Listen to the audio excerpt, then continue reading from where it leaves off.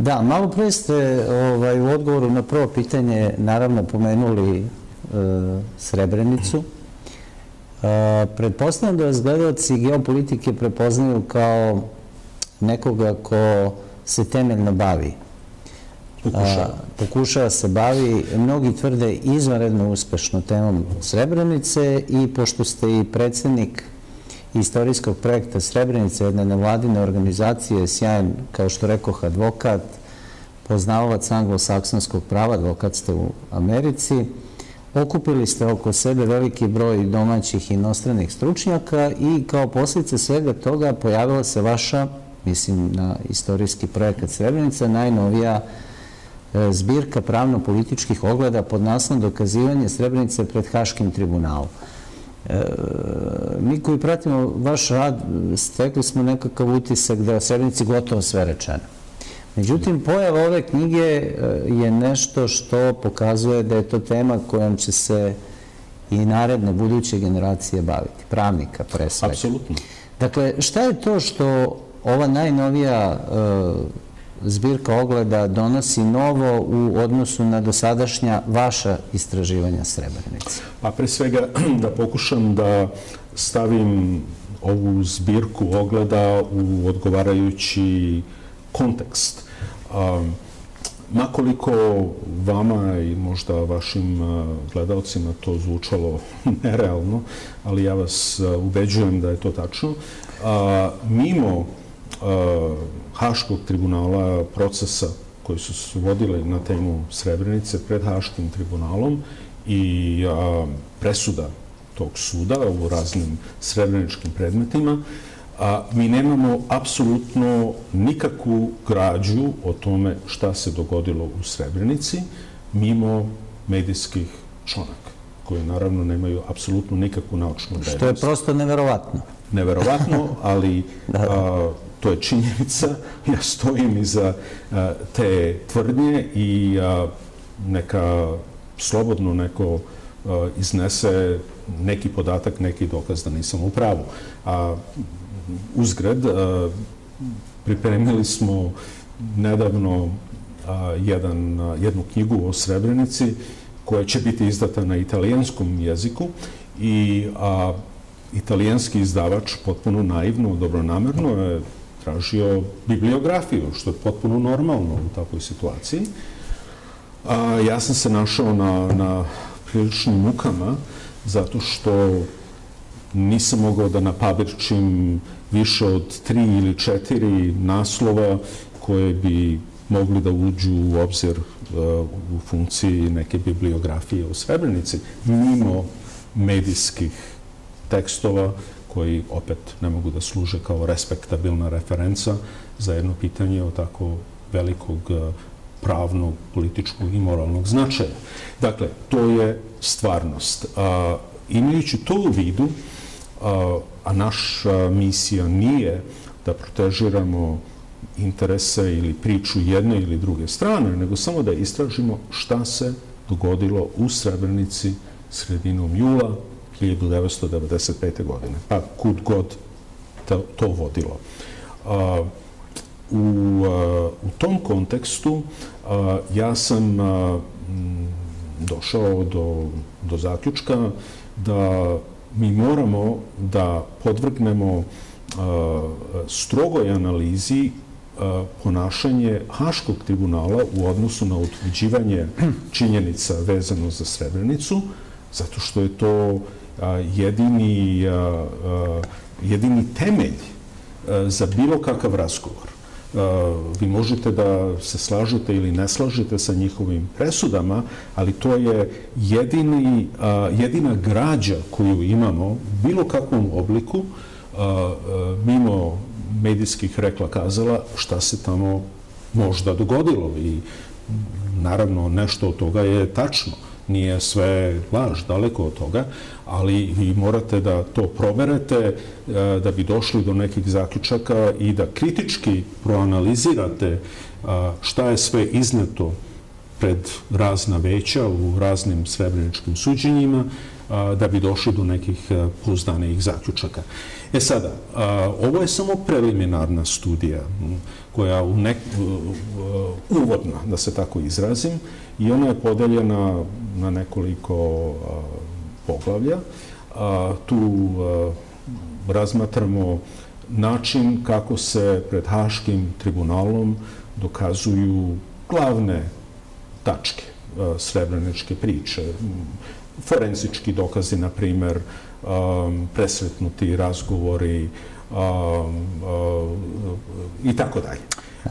Sada, moj plan, a ja ne mogu da garantujem da ću uspeti da to izvedem do kraja, ali moj plan je da proširimo svaku od tih tema. Drugim rečima, meni je potreban jedan tim mladih istraživača koji obavezno moraju da govore engleski, zato što je transkript tribunala na engleskom jeziku. Niko mimo toga ne može tu da se snađe. To je jedna stvar. Druga kvalifikacija je da moraju da imaju pravno obrazovanje, da bi mogli da razlikuju institute.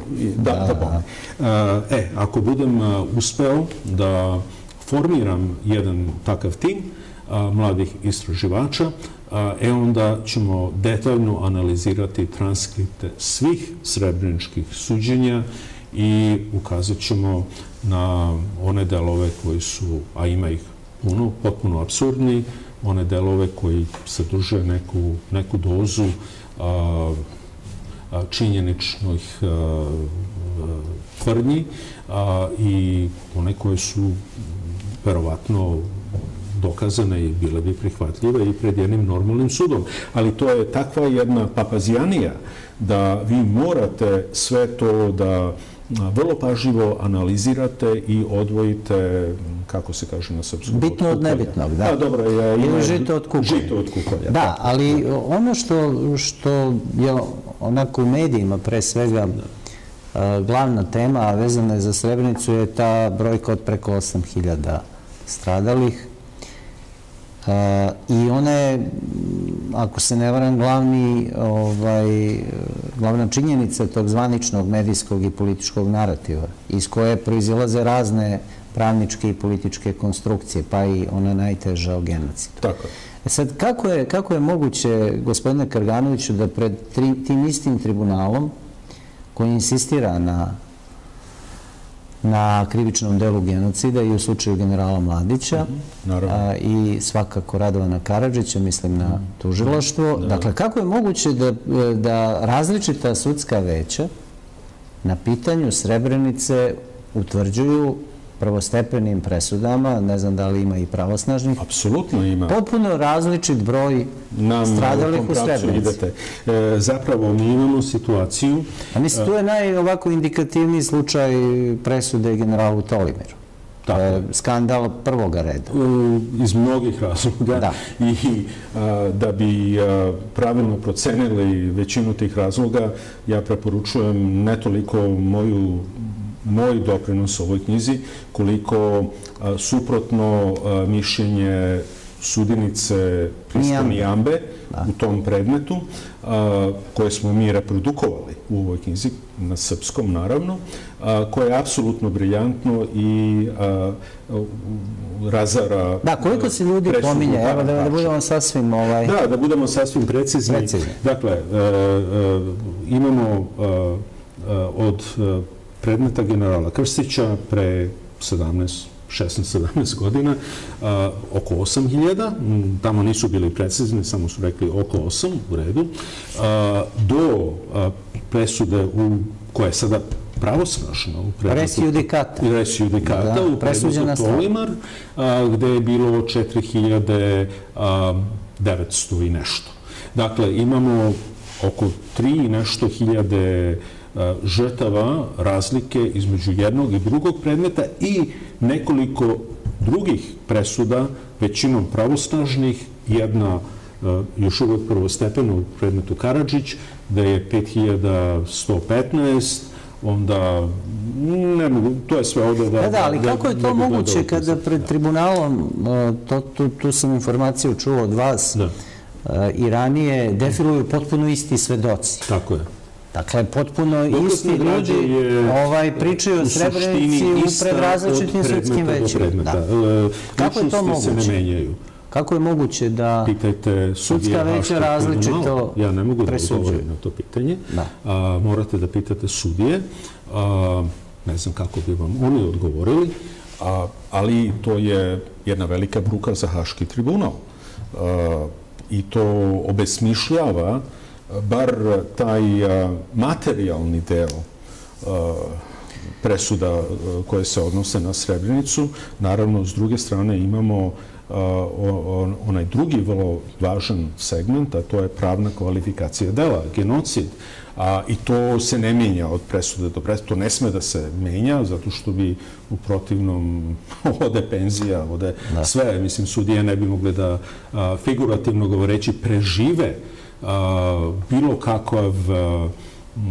bilo kakvu presudu iza koje bi stali, koja bi glasila da se u Srebrenici dogodilo nešto manje ozbiljno od genocida. To je učinila, na primer, sudija Priska Nijambe, ali, kao što vidite, ona se više ne pojavljuje ni u jednom predmetu.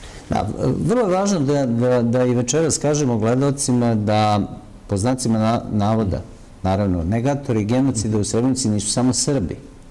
Nisu samo naši advokati, naši političari, da... I bez znakova navoda. Znate, ako ste vi ubeđeni da se tamo nije dogodio genocid, pa zašto to ne bi negirali? Da, ali čini mi se da naša javnost ipak malo zna za podatak da je svih ovih godina, baš na temeljima tih haških suđenja, nastao jedan gotovo spontano intelektualni, pravnički, pa i politički pokret koji se protivi takvim kvalifikacijama iz, naravno, različitih uglova.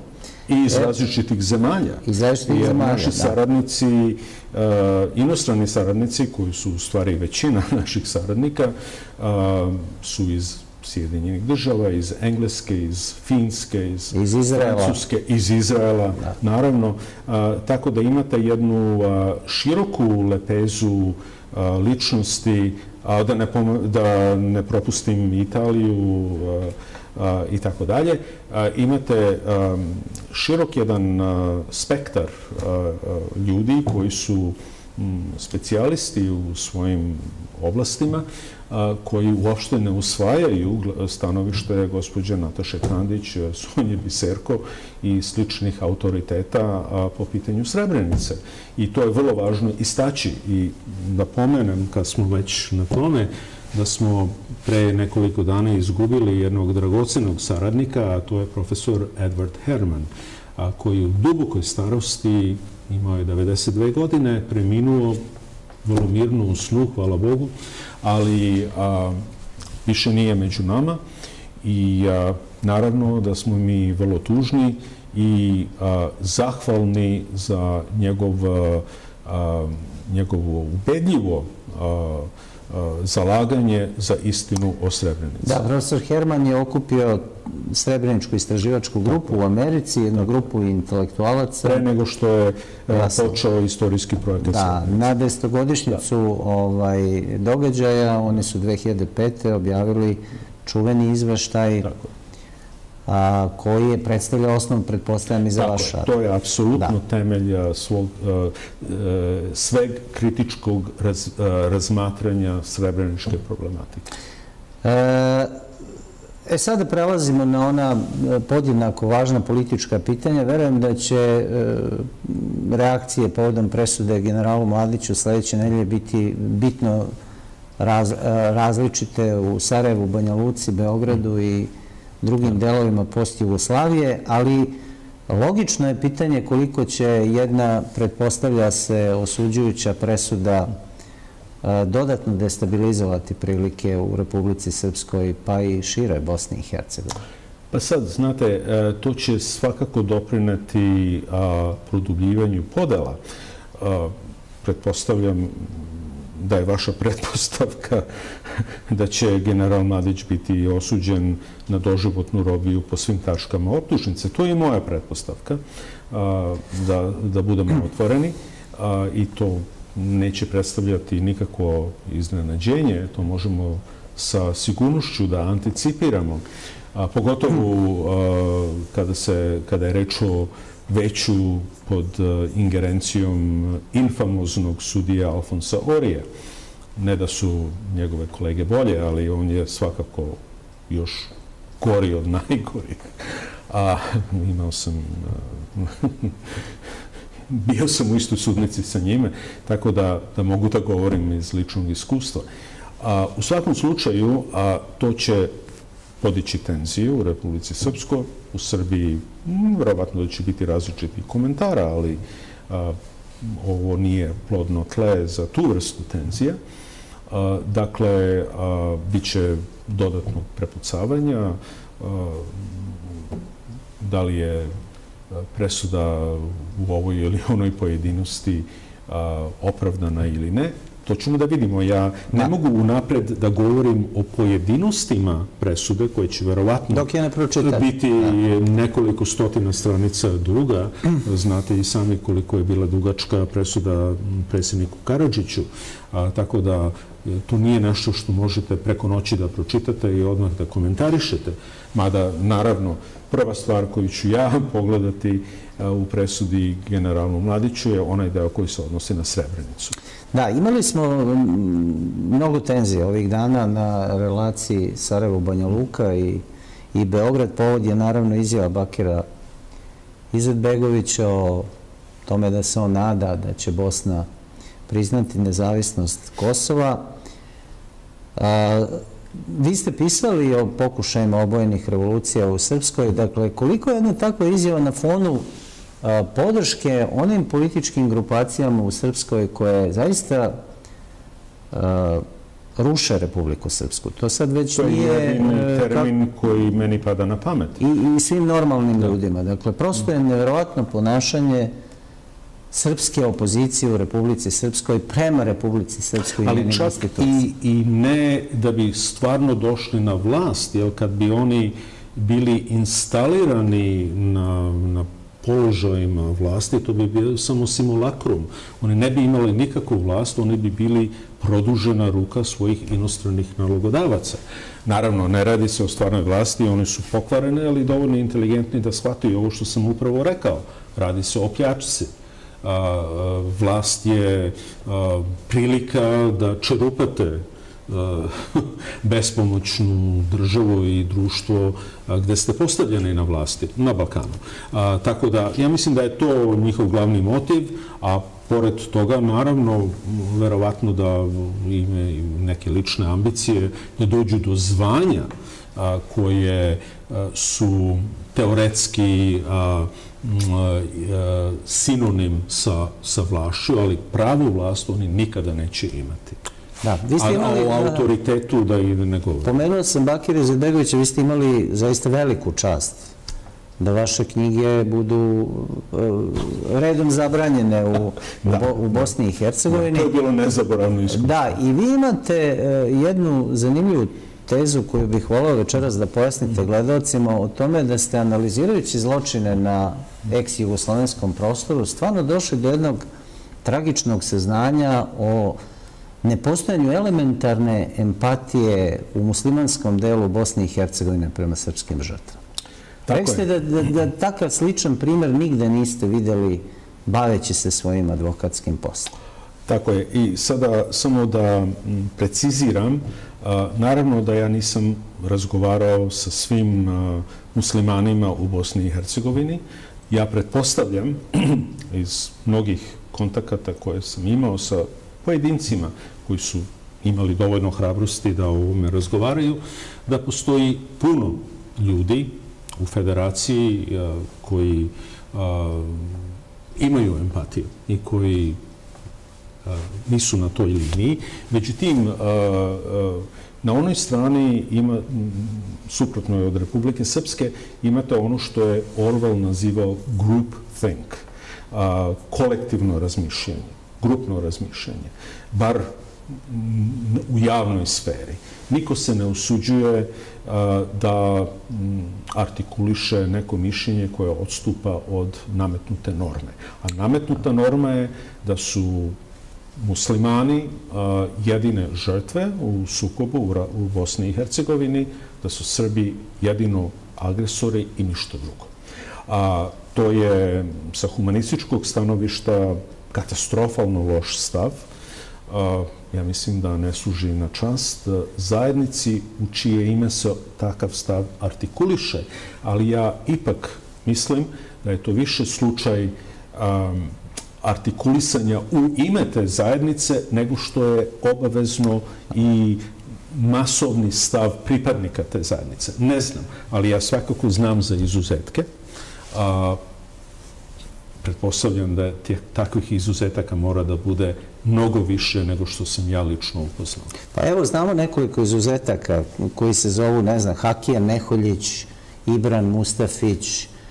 To su ljudi iz Srebrenice, pa postoji norveški reditelj Olef Lium i onaj čuveni njegov film o Srebrenici, gde govori isključivo muslimani i gde oni vrlo jasno i nedvosmisleno govore o tome da je u dogovoru sa Clintonom Ali Izetbegović žrtvovao Srebrenicu i svi znamo za te stavove Alije Izetbegović i tako dalje. Dakle, kako je moguće, gospodine Karganoviću, ipak mi večeras razgovaramo o ljudima kojih nema, dakle o žrtvama, da porodice tih žrtava ne reaguju, ne pozivaju na odgovornosti Bakira Izetbegovića i Harisa Silajdžića i druge političare, nego tvrdoglavo opstojavaju na besmislici o Oriću kao heroju, o Srbima kao agresorima.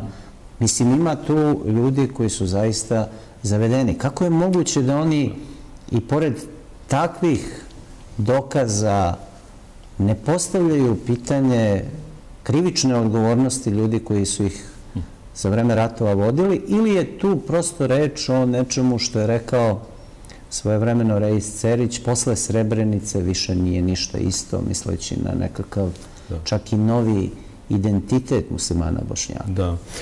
Pa sad, možda... Ne bih da se bavimo psihologizacijom, ali... Ja nisam psihoanalitičar, nisam kvalifikovan da se time bavim, ali pogledajte šta Srbi rade. Pogledajte, evo šta Srbi rade. Oni okrivljuju Miloševića za bombardovanje 99. Kod nas je atmosfera katastrofalna. Dakle, vi ćete od 10 Srba naći najmanje 4 ili 5 Srba koji će reći da je Milošević kriv za bombardovanje 99. A tamo imate jednu potpuno drugačiju percepciju. Dakle, dokaze o dogovoru Izetbegović-Clinton, izjave svedoka, na kraju krajeva i ono što se dešavalo u Srebrenici, deo jednog velikog dogovora i ništa. Da. Da se vratim na pitanje empatije muslimanske zajednice, uslovno ih nazivam muslimanska zajednica, to nema nikakve veze sa islamom kao religijom. Oni su definisani kao etnička grupa takvog naziva. Ja mislim da to nije mnogo pametno, ali, na primjer, u Saudijskoj Arabiji oni bi trebali da budu muslimanske nacionalnosti, ali nisu. Ali evo, u Bosni jesu. Kako god, to nije moj problem, neću time da se bavim, ali kad kažem muslimanska zajednica, isključujem islam kao religiju iz te priče, nego ih definišemo onako kako se oni sami definišu. Dakle, po pitanju empatije, ako oni nemaju mnogo empatije za nevine žrtve njihovih ratnih protivnika, ja imam mnogo empatije prema rodbini tih ljudi koji su poginuli ili su bili streljani. Jedan deo su poginuli, naravno, u proboju 28. divizije armije BiH iz Srebrenice prema Tuzli, a drugi deo su bili streljani kao ratni zarobljenici. I kad kažem da imam empatije, ja potpuno razumem, to nisam razumeo pre 4 ili 5 godina, ali stekao sam dovoljno iskustva na terenu u Bosni i Hercegovini i na Balkanu. To su ljudi vrlo skromnih kapaciteta. Oni su povodljivi. Njima je rečeno da je to stav iza kojeg oni moraju da se svrstaju i oni su to učinili. Sad, da li oni imaju nekih intimnih nedoumica u vezi sa time, ja ne znam. Ali pretpostavljam da neki od njih imaju, ali se plaše da to javno artikulišu. Gospodine Karganoviću, kolika je uloga zapadnih sila u promociji jednog takvog načina razmišljanja među muslimanima, bošnjacima u Bosni i Hercegovini? Dakle, stičete li utisak da oni čak i kada bi odustali od zvaničnog narativa o Srebrenici, razne američke, britanske i druge fondacije i ambasade im to prosto ne bi dopustilo, jer bi se verovatno u sledećem koraku postavilo pitanje odgovornosti gospodina Clintona za ono što se desilo u Srebrenici. A tu je i onaj čuveni predlog Britanaca koji su Rusi stopirali u UN-u o deklaraciji o Srebrenici, genocidu i tako dalje, kojom bi praktično Srbi bili proglašeni za genocidni narod, zamislite to. Da bome. Kao odgovor na vaše pitanje, ja bih rekao da su bosansko-hercegovački muslimani izgubili kontrolu nad srebreničkim narativom. Oni sutra mogu da kažu da to nije bilo tako kao što smo do juče govorili, to ne bi imalo nikakvog uticaja. Upravo smo u prvom delu emisije razgovarali o Haškom tribunalu. Zapadne sile kojima je Srebrenica neophodna kao racionalizacija za takozvane humanitarne ratove, gde su žrtve skoro isključivo bili muslimani, oko 2 miliona do sada, u raznim zemljama koje su napadnute i uništene pod izgovorom da narod koji tamo živi treba da se spašava od diktatora i tako dalje, dakle iz pseudo-humanitarnih razloga, oni su već izgradili jedan nezavisan srebrenički narativ u obliku presuda Haškog tribunala. Tako da šta će sada Izetbegović da kaže o tome ili bošnjačka intelektualna elita ili bošnjačke mase, to je irelevantno. To je samo za unutrašnju upotrebu, a to nikakvog uticaja neće imati, ne bi imalo na stav zapadnih faktora. Da, ali Izetbegović nas je naučio da on nikada ne govori iz svoje glave, da on uvek ide na konsultacije pre toga u američku ambasadu. Sramno je saopštenje američke ambasade u Sarajevu povodom ove poslednje izjave. Oni su elegantno prešli preko pitanja i rekli Republika Srpska i Kosovo nisu iste stvari, što znači da mi... Bez ikakvog obrazloženja. Što znači da oni podržavaju izjavu Bakira Izetbegovića. Oni isto tako kažu da Krim i Kosovo nije isto. Ovih dana je bilo postavljeno zanimljivo pitanje čiji je Bosna amanet. To je neko postavio. Da li turski ili američki? Da li je ipak umesnije reći da je ova Bosna nefunkcionalna, iznutra podeljena, pre svega amanet Clintonove administracije? Čak mnogo više nego nekakvih osmanističkih pretenzija. To je teza profesora Kecmanovića i ako hoćete da analizirate to pitanje u tim okvirima, onda ja bih bio sklon da prihvatim njegov zaključak. Ali ja tu ne vidim nikakvu ulogu za bilo kakav amanet. Bosna pripada ljudima koji tamo žive, koji nisu homogeni, očigledno. Radi se o etnički, verovatno jednom narodu, ali koji je podeljen konfesionalno i on mora da uredi svoje međusobne odnose bez ikakvog uplitanja stranaca koji imaju svoju agendu i svoje interese. I cela ta priča o amanetu je meni kao osobi koja nije ipak u tom smislu odavde, zvuči besmisleno. Da. Zahvaljujem.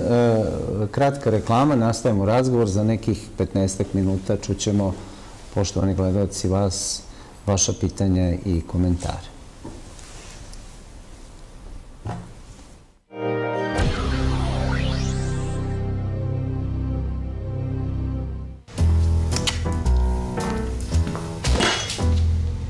Šta ti je ovo? To ti je čuvar kuća protiv poplave. Šta ti je to, Žiko? To je, ženo, čuvar kuće koji menja sve tvoje čuvar kuće. Ako ne veruješ meni, pozovi prijatelja i pitaj. Dunav osiguranje. Prijatelj ostaje prijatelj.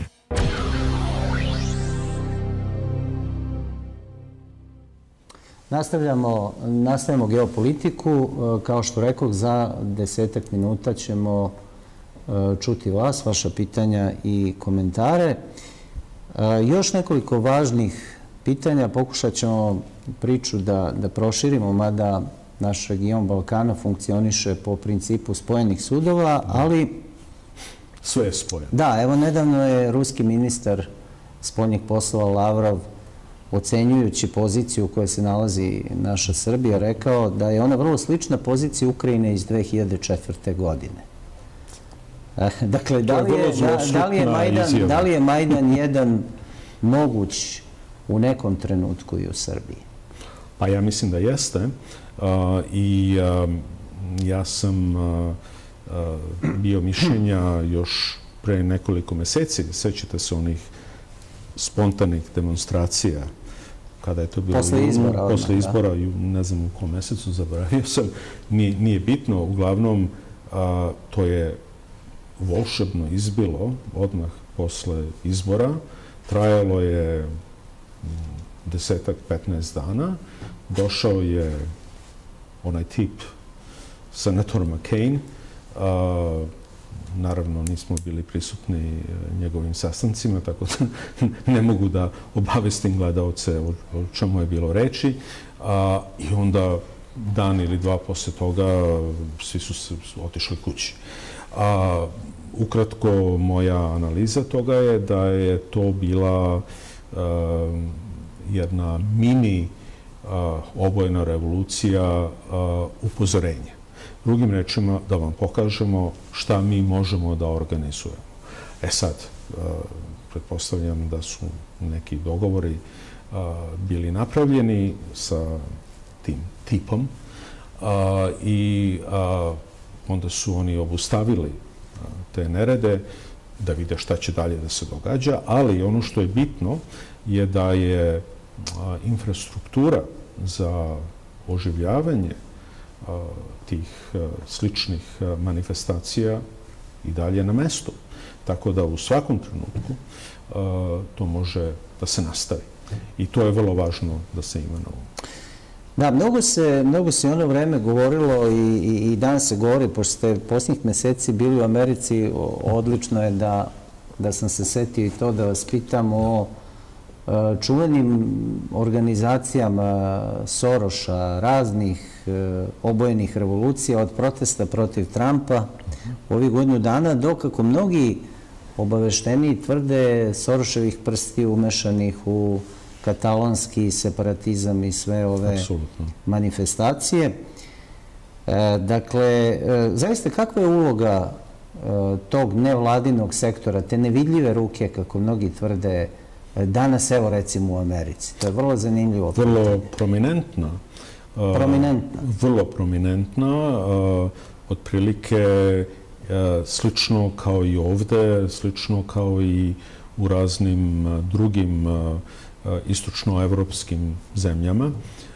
Znate, kad vi imate neki politički plan i puno novca da taj plan sprovedete u delo, vama nije teško da nađete saradnike.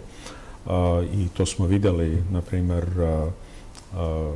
u onim događajima koji su vezano za spomenik generalu Liju. Mislim, to je samo u Charlottesville, da. U Charlottesville, to je bio samo povod. Ali tu je, opet, to je bila isto tako jedna pokazna vežba kao ono u Srbiji pre nekoliko meseci. Tu je glavnu ulogu odigrala jedna provokatorska organizacija koja se zove Antifa, navodno antifašisti, u stvari oni su po svom ponašanju najveći fašisti koji se mogu zamisliti, ali dali su sebi taj naziv.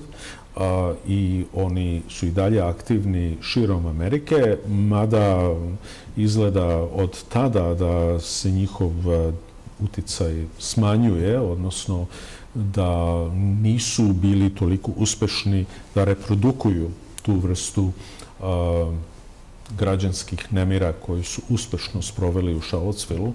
Išlo im je na ruku verovatno i to, da je to južnjačka država, dakle, mešano stanovništvo, crni i beli, tako da je to ipak ambijent gde je taj povod mogao da funkcioniše protiv legata, istorijskog legata generala Lea. Sad pokušavaju to isto u odnosu na Washingtona, mislim i Jeffersona, naravno da su oni bili robovlasnici, to je bilo normalno u tim vremenima, kako god. Ali ta ofanziva, rekao bih da jenjava, ali to ne znači da neće biti zamenjena drugim metodama i drugim instrumentima. Da, vreme je da pozivam gledalce. Dakle, poštovani gledalci, vreme je za vaše uključenje 021-4720-280 uz, naravno, molbu kolegama iz režije da mi pomalo asistiraju da bih mogao da vas uključim večeras u program što više. Gost je advokat Stefan Karganović.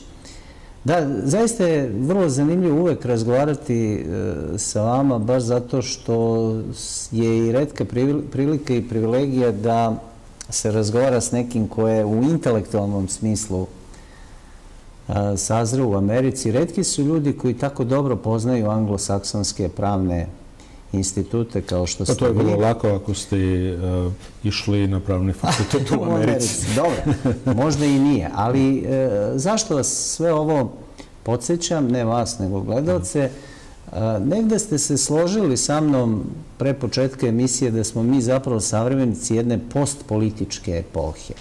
Dakle, kako smo mi došli zapravo kao, kako bih rekao, društvo u situaciju da živimo tu postpolitičku epohu? Gde su danas, kako bih rekao, centri moći, centri odlučivanja? Da li su oni u legalnim institucijama? Ne. Ne. Ako hoćete da odgovorim na vaše pitanje u odnosu na Ameriku, moj odsečan odgovor bi bio ne. Pa i ostatak sveta. Pa ostatak sveta, ali ajde da govorimo o Americi. A vi i vaši gledalci prosudite koliko je to relevantno na situaciju u kojoj se vi nalazite. U svakom slučaju, mi smo svedoci migracije moći iz formalnih institucija u neformalne. A te neformalne institucije su nadnacionalne, ekonomske i finansijske prirode. Dakle, oni imaju odlučujuću moć, a njih asistira činjenica da je većina ljudi koji bi mogli i trebali da uzmu učešća u formalnom političkom odlučivanju pasivizirana i naravno glavnu odgovornost za to snose mediji koji su u vlasništvu i pod kontrolom tih nadnacionalnih faktora, to je jedno, a drugo sistematsko i plansko urušavanje sistema obrazovanja, tako da sa svakom novom generacijom vi imate mlade ljude koji su sve manje zainteresovani za ono što je bitno, a sve više za ono što je potpuno nebitno. Da, zahvaljujem. Vreme za naše gledalce. Dobroveče. U programu ste, odakle nam se javljate? Dobroveče. Odakle nas zovete? Zovem, ja sam Miroslav Kostić iz sela Šopića. Dobro. To vam je kod Lazarevca. Kod Lazarevca, divno. Izvolite. Pa ja u stvari, evo, ja sam kao prvi govornik, što mi je čast ovako večeras, i pozdravljam vašeg gosta. Inače sam pročitao sve njegove knjige i sve, uglavnom što je on napisao o Srebrenici, i stvarno mu ovako mnogo dugujemo za ta saznanja. Hvala vam, pa sam hteo da u stvari postavim jedno ovako kratko pitanje, to je pitanje opšteg značaja možda. Dobro. Recimo, da li mi ili svaka mala država koja podleže strahovitim pritiscima tih svetskih centara moći, da li u stvari, ako smo mi malo jači ili ako pokažemo više samopouzdanja i snage, da li možemo mi na neki način da se svemu tome odupremo. Hvala. Hvala i vama, izvolite. Moj odgovor je podjednako odsečan kao i na vaše pitanje, samo što ide u drugom smeru. Nije ne, nego da. Da. Apsolutno. Kad vi njima kažete ne, oni znaju kako da ustuknu. Ali vi morate da budete nepokolebljivi i čvrsti u svom stavu. Onda vas neće gaziti.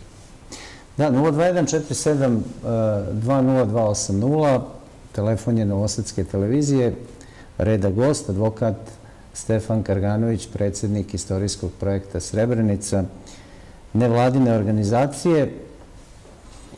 Mnogo poziva je večeras, evo još jedan, izvolite, dobro večer. Dobro večer. Čujemo vas, izvolite. Dobro večer, vas i vašeg uvaženog gosta. Ja bih postavila jedno pitanje. Cvijet nacionalnog ponosa poslat je u Haag, kao u doba Tita na Goli otok, što je poslata sva srpska inteligencija. Zašto se onda Srbija ne okrene bratskoj Rusiji, nego Evropi i Americi čuči na kolenima? Zašto za ovo ćuti srpska inteligencija? I kakvom pomirenju govori Vučić? Da li ono hoće Nobelovu nagradu za mir? Zar je ta nagrada bitnija od nacionalnog ponosa Srbije? Hvala. Razumeli smo vas, izvolite. Naravno, ne, nacionalni ponos je bitniji od Nobelove nagrade, to je očigledno. Zašto politički faktori ne idu u smeru koji vaša cenjena gledateljka preporučuje, a gde bi trebali da idu, po mom mišljenju, to je opet pitanje na koje ja ne mogu da odgovorim. Pretpostavljam da se nalaze u vrlo delikatnom položaju gde moraju da balansiraju mnoge stvari i to je posledica te takve situacije. Ali opet da se vratim na prethodno pitanje, kad god vi pokažete čvrstinu, kad god vi zauzmete nepokolebljiv stav u odbrani interesa vaše države i vašeg naroda, vi ste uvek u boljoj poziciji i oni će u većini slučajeve da odstupe, da ustuknu. Prema tome, nemate razloga da se plašite. Hvala lepo. Nastavimo razgovor s gledalcima. U programu ste, dobro večer. Dobro večer. Poštovanje vama i vašem gostu. Htjela bih, pošto je advokat, da postavim jedno pitanje. Možda nije bila tema, ali moram da vratim na Briselski sporazum. Zašto nama postoji Ustavni sud ako ne reaguje? Jer oni su kazali da je to politički, pošto je jedna stranka tužila. Ako je politički, zašto proizvodi pravni efekat na Kosovo i Metohiji? Pa bih htjela to da... A što se tiče ovog našeg rukovodstva, oni čuvaju svoje fotelje. Njima je do fotelja, a ne do toga. I oni su obećali da će to da odrade, prema tome oni moraju da odrade, da sačuvaju svoju fotelju. Ako misle dobro, treba da se preda vlast, da kaže... Razumeli smo. Imam samo jedan amandman. Dakle, zaista sam poznat kao neko ko ne voli da prekida gledalce, zato što je ovo jedinstvena prilika da čujemo vaše stavove i to je veoma dobro. Jedino vas molim da budemo što kraći da bismo što više ljudi uključili u program. Dakle, imali smo jedno konkretno pitanje. Konkretno pitanje je ponašanje Ustavnog suda vis-a-vis briselskih sporazuma. Naravno, oni su to okarakterisali kao političko pitanje, a to je obično ono što čujete od sudova kada nemaju hrabrosti da se suoče sa problemom koji je stavljen pred njih. A to je standardno. U Americi, možda i u Srbiji i tako dalje. To se isto dešava i u Americi. Kad hoće da izvrdaju. Sad, naravno da to nije političko pitanje u tom, jeste političko, ali ne u smislu u kome se sud izgovara. To jeste suštinski pravno pitanje u okvirima kompetencije Ustavnog suda i Ustavni sud će morati kad tad da položi račune pred u najmanju ruku stručnom javnošću, a pretpostavljam i pred društvom u celini, zašto je izabrao da pokuša da izvrda iz tog problema.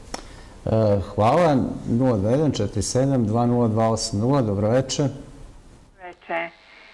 Pozdravljam gospodina Karganovića i vas. Htjela sam nešto da ga pitam.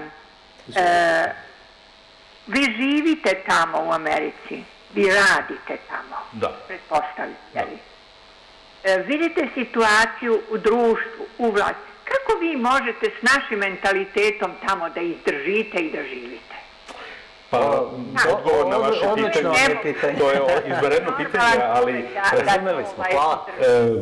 Možda bi bolje pitanje bilo kako sa američkim mentalitetom mogu da izdržim da živim ovde. Ne zaboravite da sam ja ceo život proveo u Americi, svoje formativne godine, sve svoje obrazovanje sam stekao tamo, tako da mislim da, razumete, problem koji često imam je da razumem način kako stvari funkcionišu ovde. Nemam nikakav problem sa tim u Americi. A dobro, kako stvarno Amerika, evo, godinu dana posle Trumpa funkcioniše? Dakle, mi znamo za te takozvane glavne medije, za postupak opoziva koji preti predsjedniku Trumpu, za establishment. Sve smo znači naučili o, kako bih rekao, političkom životu u Americi, čini mi se ovih godinu dana, ali kako američko društvo funkcioniše? Šta se dešava ispod pokorice te zvanične ideologije, mainstreama? Dakle, da li zaista, evo, setio sam se reči Charlesa Simića, američkog pesnika srpskog porekla. On zaista ozbiljno pre nekoliko meseci ovde govorio o mogućnosti i građanskog rata u Americi. Da li je to moguće? Nama to deluje kao naučna fantastika. Ne, to nije naučna fantastika, ali naravno, kao i svi građanski ratovi, skoro svi, on bi bio indukovan, on ne bi bio spontan. Jel vi mislite da su građanski ratovi u Bosni i u Hrvatskoj bili spontani? To je jedno. A drugo, pitate kako je raspoloženje ispod potkorice, ljudi su zbunjeni, dezorijentisani, u velikom strahu. U velikom strahu, eto. Hvala vam, Stefane, i za ovaj odgovor. 021-47-20280. Ja se okrećem prema kolegi. Ne znam da li imamo nekog na telefonskoj liniji, za sada nemamo, ali u svakom slučaju 22 sata, dakle imamo vremena da vas večeras čujemo. Veoma je zanimljiva ta priča o odnosu duboke države i predsjednika Trumpa. 8. novembra je bila godišnjica njegovog izbora. Da li je moguće jedan kratak krokio, politički rezime tih prvih godinu dana? Koliko je Trump danas manje popularan, izvesno je u odnosu na vreme od pre godinu dana? On je mnogo manje popularan, ali nije stvar u tome. Stvar je u nečem drugom, da on uopšte nije odgovorio očekivanjima svojih birača, onog dela američke javnosti koju duguje pobedu, izbor na položaj predsjednika, i da se on pokazao, nemam ništa protiv njega lično, njegova supruga je vrlo atraktivna i sve to, ali da govorimo o onim stvarima koje su stvarno važne, on nije dorasao položaju na koji je verovatno slučajno došao. Nastavimo razgovor s gledalcima. Dobro večer. U programu ste, izvolite. Pitanje. Izvolite. Može i dva pitanja. Jedno li odnos crnačke i bele. Alo? Da, odlično vas čujemo. Odnos crnačke i bele nacije u Americi. Drugo pitanje, odnos Amerike i engleske politike. Dobro, hvala. Što se tiče odnosa između dve glavne rase, ne zaboravite, imamo još jedan vrlo važan i sve brojniji segment, a to su Latinosi, ne samo Meksikanci, nego generalno ljudi latinskog porekla, oni mogu da budu iz Kube, iz Centralne Amerike, mnogih zemalja Južne Amerike takođe. Dakle, ne radi se samo o belima i crnima, kao što je bio slučaj do pre 20 ili 30 godina. Odnosi su vrlo zategnuti, nažalost, i to će biti okosnica tog građanskog sukoba ukoliko na nesreću do njega bude došlo. A što se tiče drugog dela pitanja odnosa Amerike i Britanije, ja bih ga opisao ovako, da je to slično odnosu Rimskog carstva i Atine, utoliko što je naravno Rim pokorio Atinu i grčki helenski svet u svoje vreme, ali nije mogao da funkcioniše bez helenskih umova.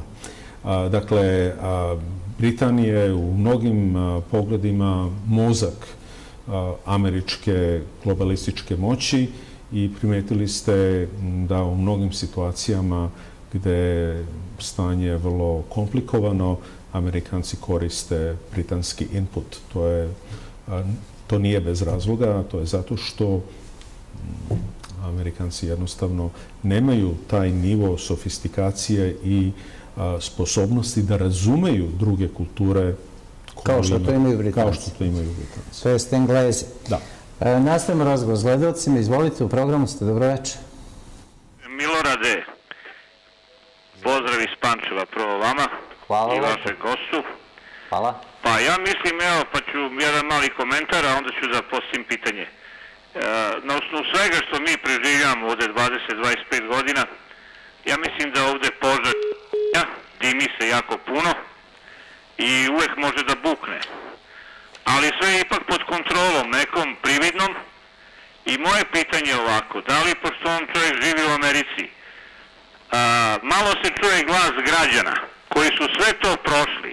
Imate mlade ljude od 20 godina, oni su pune energije i za rat i za sve. I za politiku i u skupštini. Stariji ljudi, sredovečni koji su sve preživjeli, ne čuju se. Sve se odlučuje mašinerijski, stranački. To je veliki problem, da vam kažem. Iako smo mi svi jako osetljivi. I možda smo i realniji nego ova vlada. I bilo koje vlade. Ali nas niko ne sluša, verujte. I mnogi ljudi... Hvala vam što ste se i večeras javili. Pa dobro, to je u literaturi opisano kao kriza demokratije. Kriza demokratije i samo mogu da komentarišem ovaj komentar i pitanje. U principu ja izbegavam da se upuštam u unutrašnju politiku zemlje u kojoj se trenutno nalazim. Mislim da nemam pravo na to, zato što nemam tu vrstu korenova ovde, da bih mogao o tome aktivno da raspravljam na isti način kao vi, vaš gledalac i ostali. Međutim, samo hoću da kažem da je apatija na koju gledalac aludira prisutna u Americi otprilike isto koliko i ovde. Da, što je takođe... Kriza demokratije. Da, ne samo kriza demokratije, jedno zaista novo saznanje i za nas. Da, mada je na Zapadu, mi smo o tome razgovarali prošlog četvrtka, jedna od karakteristika tamošnje društvene i političke kulture, taj entuzijazam, aktivizam. Da. Gde je to nestalo? Ne samo političke, nego u stvari anglosaksonskog protestantskog mentaliteta i to je jedna velika stvar. Evo, ja ću vam dati jedan mali primer. Ja sam, kada sam imao sam 14 godina, 1964. godine, kampanja Barrya Goldwatera, znate, protiv Johnsona, ja sam učestvovao u toj kampanji. Ja raznosio sam političku literaturu, kucao sam od vrata do vrata.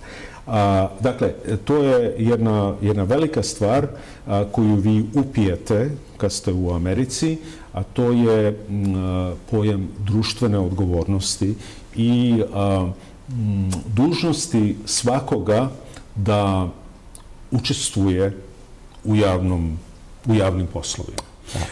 To je nešto što nestaje u Americi, ne znam da li je ikada postojalo ovde, ali u svakom slučaju u Americi sve više nestaje, nažalost, ali ja se sećam, sad znate koliko imam godina, nije važno, ali ja se sećam perioda kada je to u Americi bila norma.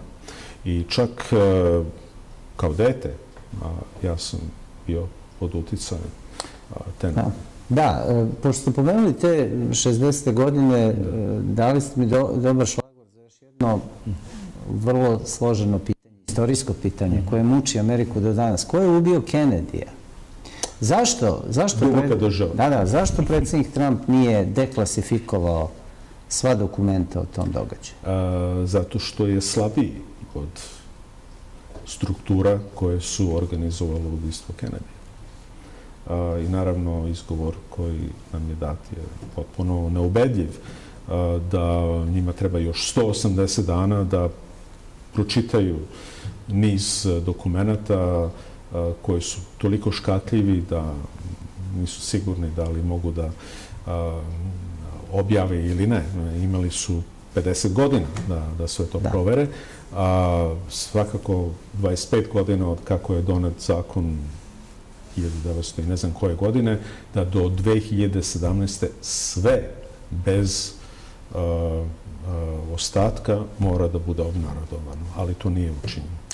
Da, i evo nas, na samom smo praktično kraju emisije.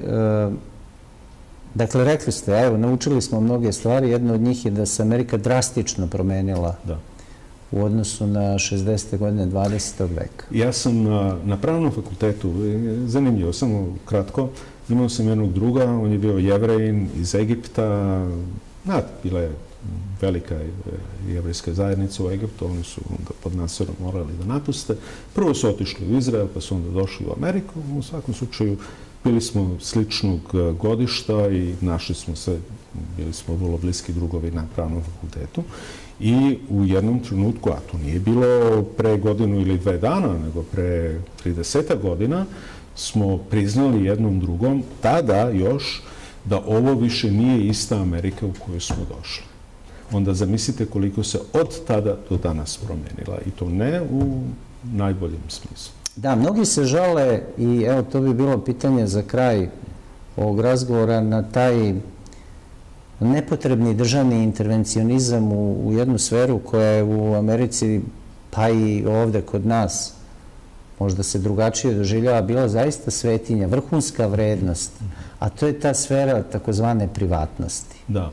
Da li je posle... Koncept koji uopšte ne postoji na srpskom jeziku. Dakle, da li je Amerika izgubila tu sferu posle događaja od 11.9. Vi ste mi pre početka emisije ispričali jednu nevjerovatnu priču, recimo o ulozi socijalnih radnika, koji intervenišu u porodične odnose, koji ocenjuju roditelje, koji su subvencionisani, pretpostavljam, od strane federalnih institucija i tako dalje. Dakle, plašite li se vi tih pojava i prete li oni jednoj Srbiji koja ne zna od problema?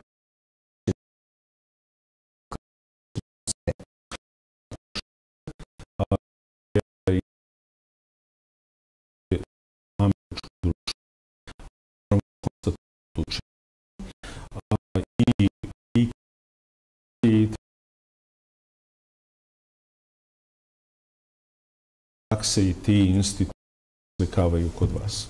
Da. Hvala vam mnogo. Bilo mi je veliko Srebrenica, uvaženi gledalci.